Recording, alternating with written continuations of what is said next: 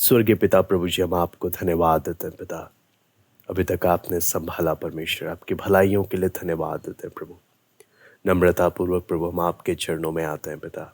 आपका वचन सीखने के लिए जब हम इकट्ठे हुए प्रभु, प्रभु आपका वचन है। पवित्र आत्मा हम एक एक को आप अपने वचन को खोल कर दे, समझने के लिए सहायता करें।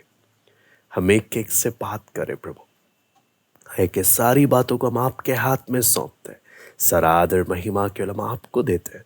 प्रार्थना प्रभु यीशु मसीह के नाम से हम मांगते हैं, आमीन।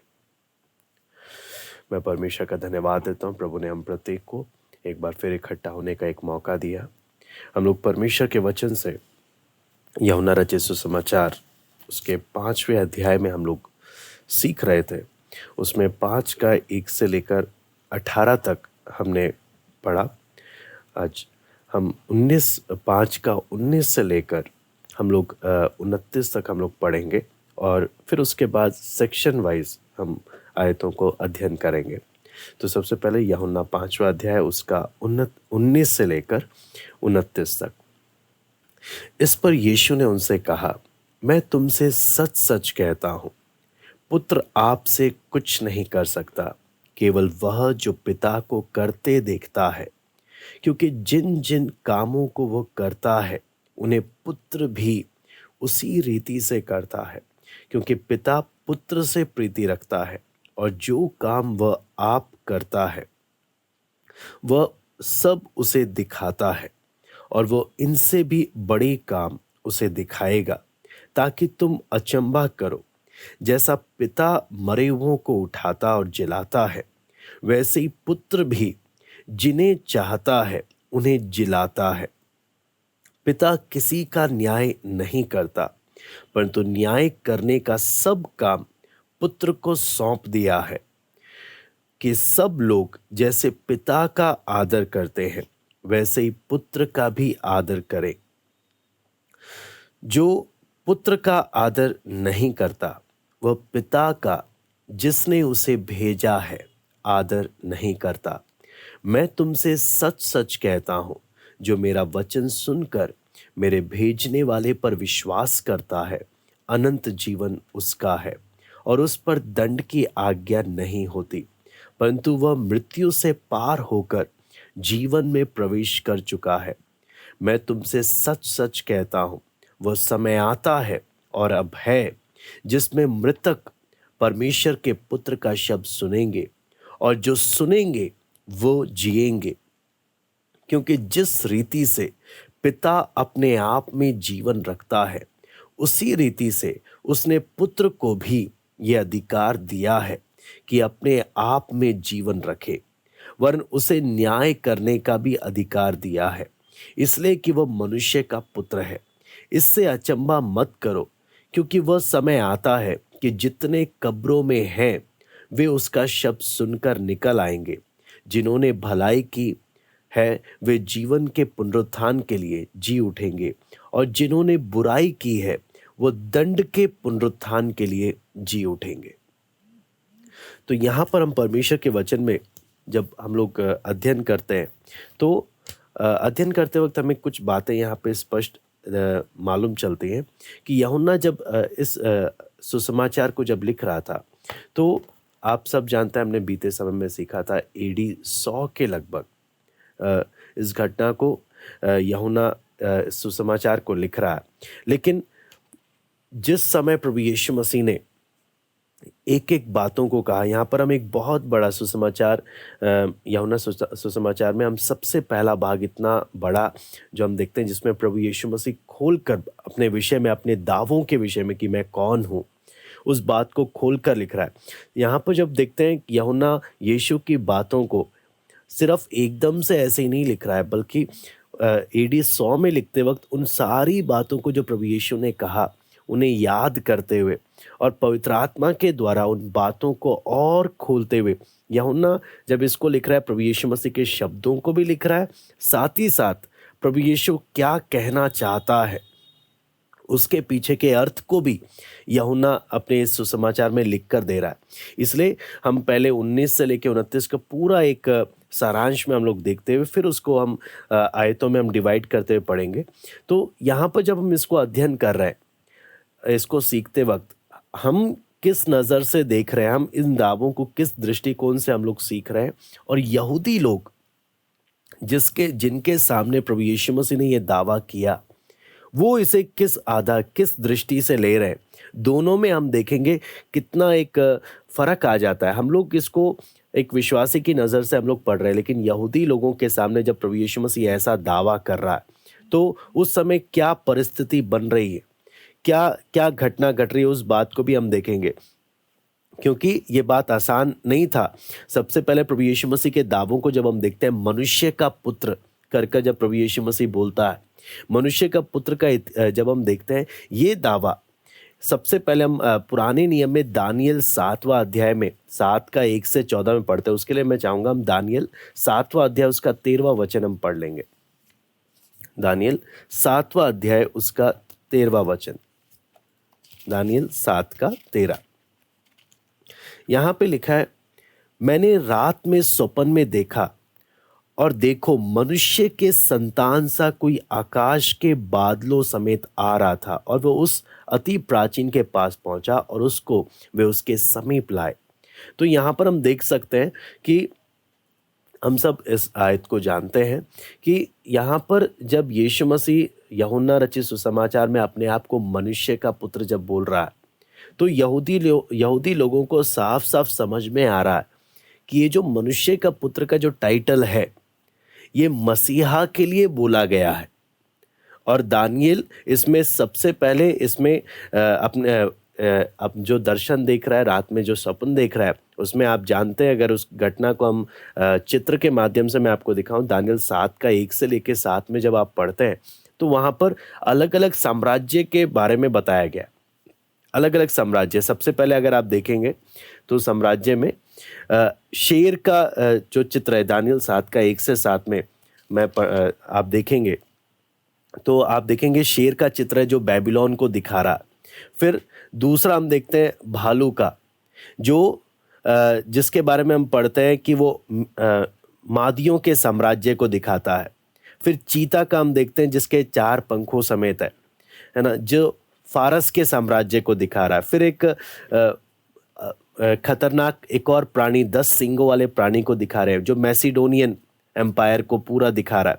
तो लेकिन जब हम इन सब में देखते हैं, आखिरी में आकर जब हम पढ़ते हैं, तो यीशु मसीह का मनुष्य के पुत्र को जब हम देखते हैं, आखिरी में जब बताते हैं साम्राज्य जब सबसे लेकर प्रभु यीशु के हाथ में, मनुष्य के पुत्र के हाथ में जब सारा साम्राज्य सौंप दिया जाता है, तो कहने का मतलब कि सब लोगों को, यहूदियों को ये बात समझ में आ रहा था, जब मनुष्य का पुत्र जो यीशु टाइटल ले रहा है बार बार, ये मनुष्य का पुत्र दानियल के समय में दानियल नबी ने इसे दर्शन में देखा, परमेश्वर का साम्राज्य मनुष्य के पुत्र को सौंपते हुए एक एक जो लोगों, पहले शासकों को, दुनिया के सारे राजाओं को परमेश्वर ने दुनिया को चलाने का जिम्मेदारी सौंपा, और देखा उनको जंगली जानवरों के साथ का तुलना बताते हुए बोला कि इनका साम्राज्य कितना क्रूर था और एक जंगलीपन की तरह था, फिर भी एक राज्य को ये चला नहीं पाए।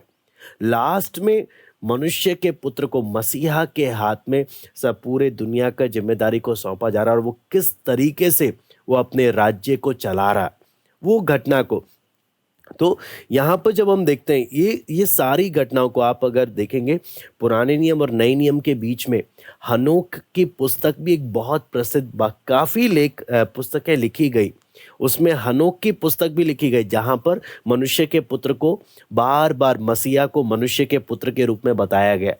तो यहूदियों का उस समय का जो सोच था, वो साफ साफ प्रभु यीशु मसीह को भी मालूम है, ये जो मनुष्य का पुत्र है, सब लोग बहुत अच्छे से जानते हैं कि स्पष्ट रीति से मसीहा के बारे में क्या किया गया, बताया गया। और आपको मालूम है, जब हम इस घटना को जब हम देखते हैं, तो मिसअंडरस्टैंडिंग का कोई जगह ही नहीं है, स्पष्ट है, सबको समझ में आ रहा है कि ये यीशु मसीह किसके बारे में ले रहा है। और आप देखेंगे लकवे के रोगी को जब यहाँ पर हम देखते हैं यूहन्ना रचित सुसमाचार में कि प्रभु जब चंगा करता है तो लोग स्पष्ट रीति से यहाँ पर बोलते हैं। यूहन्ना जब हम 5वां अध्याय में जब हम पढ़ते हैं तो वहाँ पे आप देखें उसका सबत के दिन जब प्रभु चंगा कर रहा है तो 17 और 18 में जब हम पढ़ते हैं 5 का, वहाँ पे लिखा है, इस पर यीशु ने उनसे कहा कि मेरा पिता अब तक काम करता है और मैं भी काम करता हूं। इस कारण यहूदी और भी अधिक उसको मार डालने का प्रयत्न करने लगे, क्योंकि वो ना केवल सबत के दिन की विधि को तोड़ता परंतु परमेश्वर को अपना पिता कहकर अपने आप को परमेश्वर के तुल्य भी ठहराता था। यहाँ पर यहूदी लोग इस पर आरोप लगा रहे थे कि अपने आप को परमेश्वर का पुत्र कहने का या अपने आप को परमेश्वर का बराबर कहलाने का कोशिश ये कर रहा है कर कर, तो उसको मार डालने की कोशिश कर रहे हैं, आरोप लगा रहे हैं। यीशु अपने आरोपों को खत्म करने के बजाय और उनको क्लियर कर कर बोल रहा है, हाँ मैं जो बोल रहा हूं मैं वही हूं। आरोपों को आप देखेंगे यहूदी लोग उसे मार डालने का प्रयास करने की कोशिश कर रहे हैं कि ये देखो ये अपने आप को क्या कह रहा है। यीशु मसीह चाहे तो सफाई, मेरा कहने का ये अर्थ नहीं था, मेरा कहने का वो अर्थ नहीं था। यीशु सफाई देकर इनका गुस्सा को शांत कर सकता है, लेकिन यीशु और भी अधिक प्रूव कर रहा है। क्या चीज प्रूव कर रहा है? मैं वही मनुष्य का पुत्र हूं, मैं वही मसीहा हूं जिसके बारे में दानियल की पुस्तक में तुम लोग इतिहास में पढ़ते हुए आए हो, वो मैं ही हूं। साफ साफ और चंगाई देने के द्वारा भी अपने आप, अगर आप देखेंगे यशाया 35:6 वहां पर हम कुछ और बातों को हम देख सकते हैं। वहां पे लिखा है, जब तब लंगड़ा हरिण की सी चौकड़ियां भरेगा और गूंगे अपनी जीभ से जय जयकार करेंगे, क्योंकि जंगल में जल के सोते फूट निकलेंगे, मरुभूमि में नदियां बहने लगेंगी। यहाँ पर साफ साफ है, मसीहा जब आएगा परमेश्वर के राज्य में क्या होगा उसके बारे में भविष्यवाणी है। यिर्मयाह 31:8 और 9 भी हम लोग पढ़ लेते हैं। यिर्मयाह 31:8 और 9 यहाँ पे, देखो मैं उनको उत्तर देश से ले आऊंगा और पृथ्वी के कोने कोने में इकट्ठे करूंगा, और उनके बीच अंधे, लंगड़े, गर्भवती और जच्चा स्त्रियां भी आएंगी, और एक बड़ी मंडली यहाँ लौट आएगी। वे आंसू बहाते हुए आएंगे, गिड़गिड़ाते हुए मेरे द्वार पहुंचाए जाएंगे। मैं उन्हें नदियों के किनारे से और एक चौरस मार्ग से ले आऊंगा, जिससे वे ठोकर ना खाने पाएंगे, क्योंकि मैं इज़राइल का पिता हूं और एप्रैम मेरा जेठा है। तो ये सारी बातें यहूदी लोगों के दिमाग में है कि मसीहा के राज्य में क्या होगा। मसीह के राज्य में उनको साफ साफ है, और मरे हुओं को जिलाए जाने के विषय में भी और न्याय होने के विषय में भी यहूदियों को साफ साफ, अगर आप देखेंगे व्यवस्था विवरण 32:39, व्यवस्था विवरण 32:39, वहां पे साफ साफ एक बात लिखा हुआ है, इसलिए अब तुम देख लो कि मैं ही वह हूं, मेरे संग कोई देवता नहीं। मैं ही मार डालता और मैं जिलाता भी हूं, मैं ही घायल करता और मैं ही चंगा भी करता हूं, मेरे हाथ से कोई नहीं छुड़ा सकता। यहां पर जब हम देखते हैं, इजरायलियों को साफ साफ मालूम है कि सिर्फ और सिर्फ जिंदा, मरे हुए में से जिंदा करने का काम सिर्फ और सिर्फ किसका है? परमेश्वर का है। सिर्फ वो ही कर सकता है। लेकिन यीशु क्या बोल रहा है? पहला स्पष्ट कर रहा है, मैं ही मनुष्य का पुत्र हूं, जिसके बारे में दानियल नबी ने कहा। फिर मैं ही वो व्यक्ति हूं जो मरे हुओं को जिलाने का, जो परमेश्वर ने पुराने नियम में अपनी व्यवस्था में बोला, मैं ही जिंदा करता हूं, मैं ही मारता हूं। यीशु बोल रहा है, मैं ही वो हूं जो जिंदा करता है ना। फिर आप देखेंगे परमेश्वर के वचन में जब आप नामान कोढ़ी के बारे में जब पढ़ते हैं, वो जब इज़राइल के राजा के पास जब आता है, तो वो राजा साफ साफ बोलता है, क्या मैं परमेश्वर हूँ कि जो मौत और जीवन का जिसके हाथ में काम है। फिर आगे जब देखते हैं, व्यवस्था विवरण 1:17 में भी लिखा है, न्याय करने का काम सिर्फ और सिर्फ परमेश्वर का है। तो ये सारी घटना पहले ही यहूदियों को मालूम है कि मनुष्य का पुत्र मसीहा के बारे में बोला गया है। मरे हुए में से जिंदा करने का काम परमेश्वर ही कर सकता है। न्याय करने का काम केवल परमेश्वर ही कर सकता है। ये सब चीजें उन लोग को मालूम है। लेकिन जब यीशु मसीह जब ऐसी बातें कर रहा है कि नहीं, मैं मनुष्य का पुत्र हूं, यीशु मसीह बोलता है मैं न्याय करता हूँ, मुझे न्याय करने का जिम्मेदारी सौंपा है। यीशु मसीह जब बोलता है मैं जिंदा जिसे जिंदा करना चाहूँ मैं जिंदा करने का मुझे अधिकार है। तो ये सब बोलने के द्वारा आप सोचें, यीशु मसीह जानबूझकर मनुष्य की दृष्टिकोण से अगर देखें, मौत को आमंत्रित कर रहा। अगर एक मनुष्य के दृष्टिकोण से देखें, अपनी मौत को दावत दे रहा है, अपने जानबूझकर अपनी जिंदगी को दांव पर लगा रहा है। लेकिन वहां पर हम स्पष्ट एक बात देखते हैं कि वो पिता के अगुवाई में अपने आप को स्पष्ट करते हुए जा रहा है, मैं कौन हूं। अपने आप को बिल्कुल स्पष्ट करते जा रहा है। आज के समय में आप सोचें, कोई आकर हमें बोलेगा कि हम परमेश्वर के पुत्र, मैं परमेश्वर का पुत्र हूं करके, कोई यकीन नहीं करेगा। लोग बोलेंगे या तो पागल हो गया। हाँ, अचानक से कोई दरवाजे पे खटखटा के बोले मैं परमेश्वर हूँ, कोई नहीं मानेगा, है ना। लेकिन आप सब यहाँ पर देखें, यीशु अपने कामों के द्वारा, अगर आप देखेंगे लकवे के रोगी को चंगा करने के द्वारा और अपने दावों के द्वारा प्रमाणित कर रहा कि मैं सीरियसली मैं जो बोल रहा हूं मेरा दावा सच्चा है, मेरे कामों को देखो। मैंने जो 38 साल से पड़े हुए व्यक्ति को मैंने क्या किया है, मैंने अपने शब्द की सामर्थ्य से मैंने इसे चंगा किया है और मैं दावा करता हूं मैं ही वो मसीहा हूं। ये बात बड़ी स्पष्टता से प्रभु यीशु मसीह यहां पर बोलता है। अगर आप देखेंगे प्रभु यीशु मसीह के बारे में, तो इसलिए हमें ये पूरा पिक्चर हमें यहाँ पर जब यूहन्ना 5वां अध्याय का उसका 19 से लेकर 29 में जब हम पढ़ते हैं तो हमें साफ साफ क्या चीज समझ में आता है। यीशु जो दावा कर रहा है, ये इस समय तक आपको मालूम है, यीशु मसीह ने अभी तक इस घटना में, जब हम यूहन्ना 5वें अध्याय में, अभी तक यीशु ने मरे हुओं को जिंदा नहीं किया, लेकिन पहले ही अपने विषय में दावा कर रहा है कि मैं कौन हूं कर कर लोग अच्छे से समझे। और यहूदी लोग आपको मालूम है परमेश्वर के विषय में बहुत जलन रखते थे। जब वो शास्त्री लोग जब लिखते भी थे, आप सब जानते हैं कि जब पवित्र शास्त्र की बातों को जब लिखते थे, जहां परमेश्वर का नाम वगैरह आता था, हाथ धोने के लिए चले जाते थे, हाथ मुंह धोकर क्या करते थे, व्यवस्था को लिखने का काम करते थे, हाथ मुंह धोकर बार बार, है ना। और कई कितनी जगहों में परमेश्वर का नाम लिखने की जगह में वो क्या कर देते, उस जगह को छोड़ देते थे, वो वहां पर लिखते नहीं थे और अपने मुंह से कभी भी परमेश्वर का नाम नहीं लेते थे। सीधा एडोनाई या प्रभु कर कर बोलते थे, सीधा परमेश्वर का नाम तक नहीं लेते थे। और ये जब इन बातों को लिखते वक्त आपको मालूम है, वो इतना राजा भी अगर उस समय उनको ऑर्डर दे या कोई काम के लिए बुलाए, ये किस वहां से उठेंगे नहीं। क्यों? पवित्र परमेश्वर के बारे में लिखा जा रहा। उतना इन लोग को डर था, आदर था, वो भक्ति था, इतना गंभीरता था। और लोगों को स्पष्ट मालूम है मसीह के विषय में क्या क्या बोला गया है। इसलिए जब यीशु मसीह जब यहां पर लोगों से बात कर रहे, तो इतना क्लियरली बोल रहा कि लोग चाहे जो मर्जी करें, मैं कौन हूं स्पष्टता से बता रहा, बिल्कुल स्पष्टता से कि मैं ही वो मसीह हूं। अगर आप देखेंगे उसके लिए हम लोग अब 5 का 19 और 20 हम लोग देखते हैं। सबसे पहले, इस पर यीशु ने उनसे कहा, मैं तुमसे सच सच कहता हूं, पुत्र आपसे कुछ नहीं कर सकता, केवल वह जो पिता को करते देखता है, क्योंकि जिन जिन कामों को वो करता है उन्हें पुत्र भी उसी रीति से करता है, क्योंकि पिता पुत्र से प्रीति रखता है। और जो काम वो आप करता है वो सब उसे दिखाएगा, और इनसे भी बड़े काम उसे दिखाएगा, ताकि तुम अचंबा करो।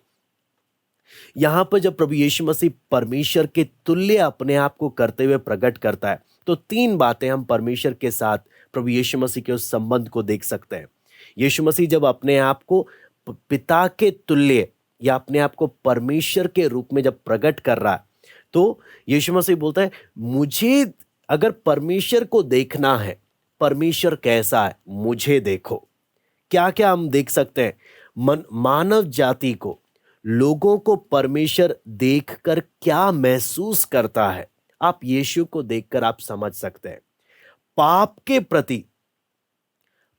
के प्रति परमेश्वर का रिएक्शन क्या है, हाँ, दुनिया लोगों के जीवन में आने वाली परिस्थितियों के प्रति प्रभु यीशु मसीह परमेश्वर का रिएक्शन क्या है, हम प्रभु यीशु मसीह को देखकर हम समझ सकते हैं कि परमेश्वर हर चीज को किस नजर से देखता है। परमेश्वर को जितना अच्छे से अगर हमने समझना है, उतने अच्छे से हम यीशु मसीह को समझेंगे तो हमें परमेश्वर का एक एक काम समझ में आएगा। यीशु को जितने अच्छे से हम समझेंगे, प्रभु यीशु को, उतने अच्छे से हम परमेश्वर को समझ पाएंगे कि परमेश्वर किस रीति से हर एक काम को करता है, किस नजर से देखता है। पाप के प्रति प्रभु यीशु मसीह किस नजर से देखता है, पाखंड या क्या बोलते हैं जो हिपोक्रेसी है उसको प्रभु यीशु मसीह किस तरीके से देखता है। लोगों के साथ प्रभु यीशु मसीह का व्यवहार, एक एक यीशु मसीह का एक एक काम हमें नजर आता है, जिससे हम परमेश्वर कैसा है बहुत अच्छे से हम लोग समझ सकते हैं। तो यहाँ पर जब हम देखते हैं यीशु मसीह के शब्द परमेश्वर के शब्द हैं, यीशु मसीह के काम परमेश्वर के काम है, यीशु मसीह का दिमाग परमेश्वर का दिमाग है, तो उस नज़र से हम समझे कि जितना मैं यीशु को जानूंगा उतना मैं परमेश्वर को अच्छे से समझ पाऊंगा। और आप यहाँ पर अगली बात जब हम देखते हैं कि यीशु मसीह का जो पिता के साथ जो अपने आप को तुल्य करना है, यहाँ पर आज्ञाकारिता का हमें दिखाई देता है। यहाँ पर साफ साफ बोलता है, पुत्र आपसे कुछ नहीं कर सकता। यहाँ पर हम देखते हैं 19 में बोलता है, मैं तुमसे सच सच कहता हूं, पुत्र आपसे कुछ नहीं कर सकता, केवल वो जो पिता को करते देखता है। तो यहां पर हम लोग साफ साफ देखते हैं कि यीशु मसीह अपने आप का अपना अधिकार को साइड रख रहा, अपनी मर्जी को बिल्कुल साइड रख रहा है। चाहे तो अपनी मर्जी कर सकता है, लेकिन यहां पर हम कंप्लीट ओबीडियंस, पूर्ण आज्ञाकारिता को हम देख रहे हैं और पूरी तरह से पिता पर निर्भर होना यहां पर हम देख सकते हैं। आपको मालूम है, जब एक इंसान छोटा होता है, बिल्कुल एक बच्चा होता है, तो वो पूरा माँ बाप पर निर्भर है, वो अपने आप से कुछ नहीं कर सकता। लेकिन जैसे जैसे वो बड़ा होता है, वो सेल्फ डिपेंडेंट होने लगता है, वो इंडिपेंडेंट होने लगता है, वो लोगों पर निर्भर नहीं, अपने ऊपर ही निर्भर होने लगता है। लेकिन जब हम यीशु मसीह को देख रहे हैं, यीशु मसीह पूरा पिता पर निर्भर है। बोलता है, पुत्र आपसे कुछ नहीं कर सकता। इसलिए पूर्ण आज्ञाकारिता है, पूर्ण निर्भर है। आपसे कुछ नहीं कर सकता का मतलब क्या है? पूरा सरेंडर किया हुआ, अपनी मर्जी को पूरा छोड़ दिया कि मुझे अपनी मर्जी से कुछ नहीं करना। वचन में जब हम पढ़ते हैं, वचन हमें बोलता है, जैसे यीशु चला आपने और मैंने भी वैसे ही चलना, हम एक एक ने वैसे ही चलना। तो क्या हम उस फुल सरेंडर के साथ प्रभु के पीछे चल रहे हैं? क्या हम पूरी आज्ञाकारिता के साथ, जैसे यहां पर यीशु बोलता है, पुत्र आपसे कुछ नहीं कर सकता। यहां पर इस बात को समझने के लिए हम जब पढ़ते हैं परमेश्वर के वचन में, तो पूरा परमेश्वर की इच्छा के लिए समर्पित है, पूरा परमेश्वर की इच्छा के लिए।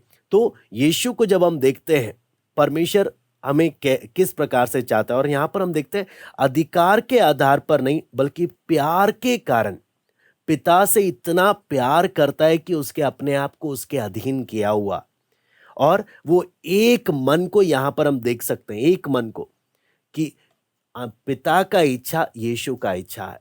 पिता जो चाहता है वही यीशु चाहता है, अपना कुछ भी नहीं, अपना कुछ भी नहीं। शैतान ने कितनी बार, आपको मालूम है, जंगल में परीक्षा करते वक्त यीशु मसीह को उकसाया कि अपना ताकत का इस्तेमाल करो कि ये पत्थर क्या बन जाए, रोटी बन जाए।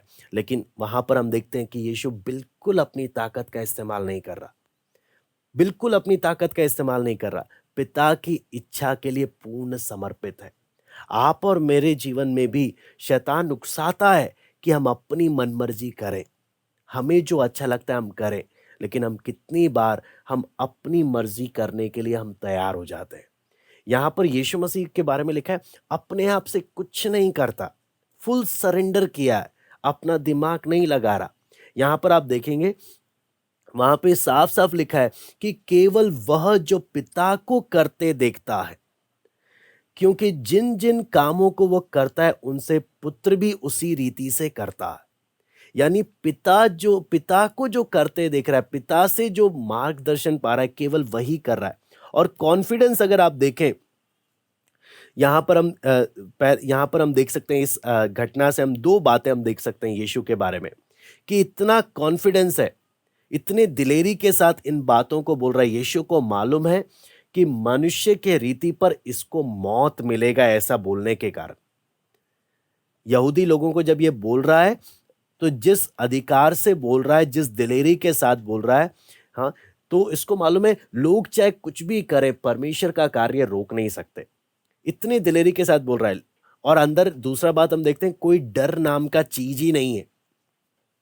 कोई डर नाम का चीज ही नहीं है कि मेरा जीवन क्या हो जाएगा, खतरे में हो जाएगा, या लोगों को क्या करना, लोगों को शांत करने का कोशिश करना। कोई डर नाम का चीज नहीं है, बल्कि दिलेरी से अपने बात को स्पष्टता से बोल रहा है, मैं कौन हूं कर कर जाने, चाहे जो होगा देखा जाएगा, जो होगा देखा जाएगा। पूरी स्पष्टता से उन बातों को क्लियर करते हुए जाता है। बोलने का मतलब कितना दिलेरी चाहिए उन यहूदी अगुओं के सामने, इन फरीसियों के सामने ये बात बोलने के लिए। ये आसान नहीं था, लेकिन यीशु अपने दावों को और स्पष्ट करते हुए जा रहा है। तुम जो सोच रहे हो कि मैं अपने आप को परमेश्वर के तुल्य ठहरा रहा हूं, मैं सच में वही हूं और तुम सही सोच रहे हो। ये बात यीशु स्पष्ट करते हुए बोल रहा। मालूम है इसका कॉन्सिक्वेंसेस, इसका परिणाम मौत है। मैं इनको और भड़काने का काम कर रहा हूं, मेरी ये जान के पीछे हाथ धोकर पड़ जाएंगे, मालूम है, लेकिन तब भी दिलेरी से अपने बात को स्पष्ट कर रहा है, मैं वही मसीह हूं जिसके बारे में बताया गया। फिर यीशु मसीह के, परमेश्वर के पुत्र के 3 कामों को हम यहां पर देखते हैं: जीवन देने वाला, न्याय करने वाला और आदर को प्राप्त करने वाला। जीवन देने वाला, न्याय करने वाला और आदर को प्राप्त करने वाला। यहां पर हम देखते हैं कि जिसके जीवन में प्रभु यीशु मसीह आता है, यहां पर 21 से 23 में जब हम देखते हैं तो लिखा है, जैसे पिता मरे हुए में से उठाता है और जिलाता है, वैसे पुत्र भी जिन्हें चाहता है उन्हें जिलाता है। यहां पर देखेंगे, अभी तक यीशु ने किसी मरे हुए को जिंदा नहीं किया, और यीशु, हो सकता है आने वाली घटना में आगे लाजर है और भी कई लोग हैं जिन्हें प्रभु जिंदा करेगा। लेकिन हम वचन में जब देखते हैं, ये ना सिर्फ शारीरिक मौत के बारे में लिखा है, बल्कि आत्मिक जीवन के बारे में भी लिखा है कि आत्मा में भी मरेओं को, जिनको वो चाहता है, मरेओं में से जिलाता है आत्मिक रूप से। यानी मेरे ज्ञान से कोई आत्मिक रूप से जीवित नहीं होता, यीशु ही एक व्यक्ति को आत्मिक रूप से जिंदा करता है। और यहां पर देखते हैं, जिनके जीवन में प्रभु आया, ये जीवन देने वाले के बारे में हम देखते हैं, जिसके जीवन में प्रभु आया, क्या क्या उसके जीवन को बदल दिया। किन किन बातों में? उनका व्यक्तिगत संबंध उनका बदल गया, काम के प्रति उनकी सोच बदल गई, कर्तव्य, उनकी जिम्मेदारियों के प्रति उनका सोच बदल गया। हाँ, वो जिन सुखों के पीछे पहले जाते थे, उसके प्रति ये इनके सुख का स्रोत बदल गया। पहले ये सुख, इनका पाप इनका सुख का स्रोत था, लेकिन अब इनका स्रोत परमेश्वर का वचन और परमेश्वर है। सब कुछ बदल रहा है। ये जीवन देने वाला जब इनके जीवन में आया, व्यक्तिगत संबंध बदल गए परमेश्वर के साथ, लोगों के साथ। एक एक चीजों को देखने का नजरिया इनका पूरी रीति से बदल गया। हाँ, लोगों के साथ, सबके साथ, परमेश्वर के साथ साथ इनका जीवन बदल गया। और ना सिर्फ इस जीवन में, आने वाले जीवन में भी इनके लिए परमेश्वर का जो जीवन का बहुतायत, बोलते हैं ना, परमेश्वर बोलता है जो मैं अनंत जीवन मेरे साथ सदैव जो वास करेंगे, वो बात हम देखते हैं। फिर दूसरा बात हम देखते हैं, न्याय को लाने वाला। न्याय को लाने वाला जब हम बोलते हैं तो इजरायलियों को साफ साफ मालूम है, न्याय करने का काम सिर्फ परमेश्वर का है। लेकिन यीशु मसीह साफ साफ क्या बोलता है? पिता ने न्याय का सारा काम मुझे सौंप दिया, मैं सबका क्या करूंगा, और न्याय किस आधार पर होगा? यीशु के प्रति मेरा रिएक्शन कैसा है। उस आधार पर मेरा न्याय भी हो रहा है। यीशु मसीह वो पत्थर है जो भी इसको स्पर्श करता है, हर कोई रिएक्ट करता है। जो भी यीशु को स्पर्श करता है, हर कोई रिएक्ट करता है। और यीशु के साथ स्पर्श होते वक्त मेरा रिएक्शन कैसा है, वो मेरे न्याय का कारण बनेगा। क्या यीशु को स्पर्श करते वक्त मैं यीशु से प्यार कर रहा हूं, मैं यीशु के पीछे चल रहा हूं, मैं यीशु की इच्छा के अनुसार चलने के लिए समर्पित हूं? वो मुझे जीवन के लिए मेरा पुनरुत्थान का काम करेगा। लेकिन अगर मैं यीशु को स्पर्श करते वक्त मैं यीशु से बैर कर रहा हूं, वो मेरा अलग रिएक्शन मेरा क्या करेगा? न्याय करेगा। कहने का मतलब क्या है? यीशु वो है, वो पत्थर है जो भी इससे कनेक्ट होता है, रिएक्ट करता है। और जो भी रिएक्ट कर रहा है, जो भी प्रतिक्रिया मेरे जीवन में दिख रही है, वो बता देगा मेरा न्याय किस अनुसार होगा। तीसरा बात हम देखते हैं, वो है आदर का। यहां पर देखते हैं साफ साफ प्रभु यीशु मसीह जब 23वें आयत में देखते हैं कि सब लोग जैसे पिता का आदर करते हैं वैसे ही पुत्र का भी आदर करें। जो पुत्र का आदर नहीं करता वो पिता का जिसने उसे भेजा है आदर नहीं करता। नए नियम में जब हम देखते हैं आशा का सबसे बड़ा स्रोत प्रभु यीशु मसीह, बेशक क्रूस पर चढ़ाया गया, सबसे बड़ी बदनामी, सबसे बड़ा एक बोलते हैं ना, जो काट पर लटकाया जाता वो श्रापित है। ऐसा मौत को सहने पर भी आप देखेंगे बाद में हर एक को वो उसने क्या किया? अपनी ओर खींच लिया। दुनिया के प्रत्येक को अपनी ओर खींच लिया और उस आदर को उसने क्या किया? सारा आदर और सारी महिमा स्वर्ग और पृथ्वी में सब जगह इसको वो महिमा मिला। कहने का मतलब क्या है? यीशु मसीह ने क्रूस पर चढ़कर कीमत देने के द्वारा उस काम को पूरा किया, उस आदर के काम को पिता ने वो आदर दिया। सब में स्वर्गदूत में, पृथ्वी में, सब जगह उसने उस आदर को पाया। मानव जाति के उद्धार के काम को उसने पूरा कर कर। कहने का मतलब यहाँ पर कई बातें हमें समझ में आती हैं। क्या क्या बातें हमें समझ में आ रहा है? शैतान चाहे कितना भी कोशिश करे, लोग कई बार परमेश्वर के कामों को टालने के लिए रुकावट कितना भी उत्पन्न करे, परमेश्वर अपने कार्य को पूरा करता है। और उस आदर को परमेश्वर, यीशु मसीह बोलता है, अगर तुमने पिता की आराधना करनी है, पिता की सेवा करनी है और पिता के इच्छा को पूरा करना है, तुमने मेरा आदर करना है, मेरा काम करना है। जैसे मैं बोलूं, अगर मेरे इच्छा के अनुसार चलोगे तभी तुम पिता की इच्छा को पूरी कर पाओगे।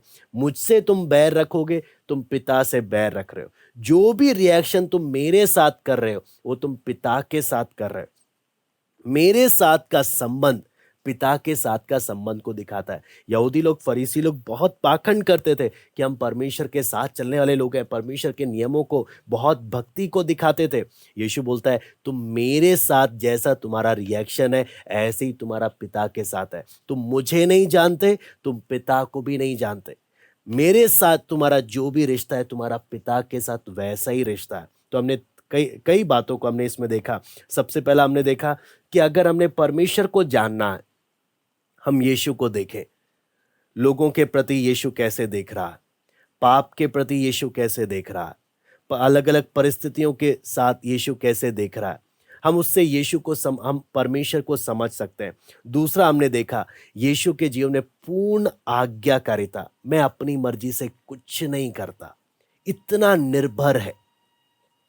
अपनी मर्जी से, अपना अधिकार है, अपनी इच्छा है, चाहे तो कर सकता है अपनी इच्छा, चाहे तो अपनी मनमर्जी कर सकता है, अपने अधिकार का इस्तेमाल कर सकता है, लेकिन वो फुल सरेंडर है कि मैं अपनी मर्जी से कुछ नहीं करूंगा। वो सेल्फ डिसीजन है। आप और मैं भी, परमेश्वर जबरदस्ती अपनी इच्छा हमसे नहीं करवाएगा। जो लोग यीशु मसीह के समान अपने जीवन में उस समर्पण में आते हैं, प्रभु मैं अपनी मर्जी नहीं करूंगा, वो पूर्ण आज्ञाकारिता में आते हैं। मुझे केवल तेरी ही मर्जी करनी, तेरी ही इच्छा को मुझे पूरा करना।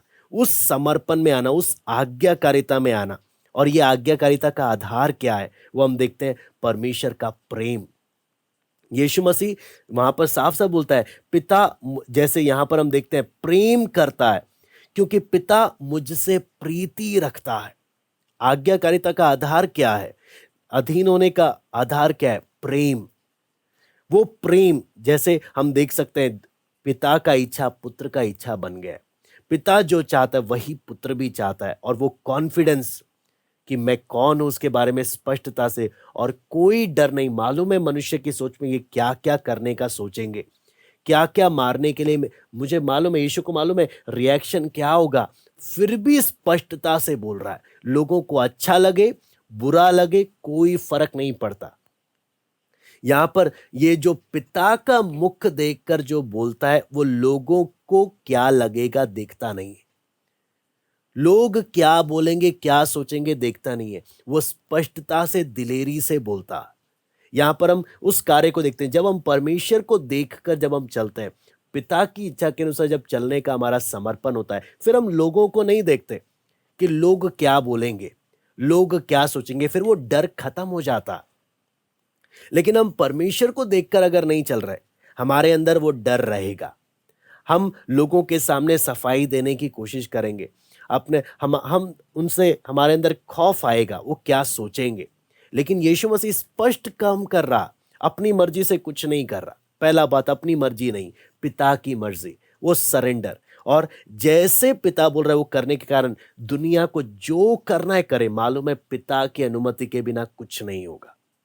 लोग भड़केंगे, गुस्सा करेंगे, मारेंगे, पत्थर उठाएंगे, लेकिन अपने कामों को भी स्पष्ट कर रहा है, मैं कौन हूं? मैं जीवन देने वाला हूं। जिसके जीवन में आता हूं सब बदल जाता है। लोगों के साथ का संबंध, परमेश्वर के साथ का संबंध, हर एक चीजों के प्रति उनकी सोच, मैं बार बार इसलिए बोलूंगा, काम करने के प्रति सोच, अपनी जिम्मेदारियों के प्रति सोच, सुख का माध्यम किस चीज का सुख पाने के लिए किन चीजों के पीछे जा रहा है। पहले जब प्रभु नहीं था तब पाप इनके सुख का स्रोत था, अब परमेश्वर इनके सुख का स्रोत बन गया। सब बदल गया जब यीशु ने वो जीवन दिया जिसे चाहे। और यहां पर हमने देखा शारीरिक मौत से भी जीवन देने वाला और आत्मिक जीवन देने वाला भी। यहूदियों को मालूम है यह काम केवल परमेश्वर कर सकता है, लेकिन यीशु बोलता है मैं वही हूं। दूसरा बात, यहूदियों को मालूम है न्याय करने का अधिकार सिर्फ परमेश्वर के हाथ में है, कोई इसको ले नहीं सकता। यीशु बोलता है वो न्याय करने का अधिकार पिता ने मुझे सौंप दिया है, मैं न्याय करूंगा प्रत्येक का। और न्याय किस आधार पर है? जो भी मेरे साथ मिलकर मेरे प्रति जो भी रिएक्शन आ रहा, क्या मुझसे प्रेम करेंगे? क्या मेरी आज्ञाओं को मानेंगे? क्या मेरे पीछे मेरी इच्छा के अनुसार चलेंगे, या मेरे शत्रु बनेंगे? रिएक्शन तीसरा, जो आदर पिता को तुम देते हो वो आदर का हकदार मैं हूं। ये सारी बातों को हम जब देखते हुए हम समझ सकते हैं, अगर हम समर्पण की बात करें, मेरा परमेश्वर के साथ किस प्रकार का समर्पण है। क्या मैं इंडिपेंडेंट हूं, मैं अपनी मर्जी से जीवन बिता रहा हूं, या यीशु के समान? वचन में लिखा है जो बोलते हैं मैं यीशु पर विश्वास करता हूं, बोलते हैं उन्हें चाहिए कि वो वैसे चले जैसे यीशु चला। और यीशु इतना डिपेंडेंट था पिता पर कि अपनी मर्जी से कुछ नहीं कर रहा। हम आज अपने जीवन से पूछ सकते हैं हम कितना अपनी मनमर्जी कर रहे हैं, और कितना हम प्रभु के चरणों में बैठकर पिता की इच्छा को पहचानते हुए पिता जो चाहता है हम वही कर रहे हैं। आइए हम प्रार्थना करते हैं। स्वर्गीय पिता प्रभु जी, हम आपको धन्यवाद देते हैं प्रभु, जब आपके वचन को हम मनन करते हैं प्रभु, आपने अपने दावों के द्वारा किस रूप से किस प्रकार से स्पष्ट किया एक एक बात को। मैं अपनी इच्छा नहीं चाहता, मैं अपनी मर्जी नहीं करता, मैं वही करता हूं जो मैं पिता को करते देखता हूं। मैं अपनी मर्जी से कुछ, पुत्र अपने आप से कुछ नहीं कर सकता। यीशु मसीह भी हमें बोलता है तुम मुझसे हटकर कुछ नहीं कर सकते। पुत्र सदैव पिता पर निर्भर था, लेकिन कई बार प्रभु हम अपने समझ का सहारा लेकर अपने आप पर निर्भर रहते हैं। प्रभु हर एक बात के लिए आप पर निर्भर होने के लिए हम एक एक को सहायता कर। आपको नजदीकी से जानने के लिए हम एक एक को आप सहायता करें। आपके करीब आने के लिए प्रभु उस संबंध में जो हमने बातें देखी, परमेश्वर को जानना है तो प्रभु यीशु मसीह को अच्छे से जाने। वो हर एक काम किस प्रकार से करता था, वो हर एक चीज को किस नजरिए से देखता था। प्रभु दया कर हम एक एक से आप बात करें प्रभु। इन वचनों को प्रभु दिन भर मनन करने के लिए और आत्मिक रूप से बलवंत होने के लिए प्रभु आप सहायता करें। हम एक एक से आप बातें करें प्रभु। धन्यवाद देते हैं आज की संगति के लिए। आए के सारी बातों को हम आपके हाथ में सौंपते हैं। सारा आदर महिमा के लिए हम आपको देते हैं। प्रार्थना प्रभु यीशु मसीह के नाम से हम मांगते हैं, आमीन। सबको जय मसीह की। प्रभु आप सबको आशीष दे।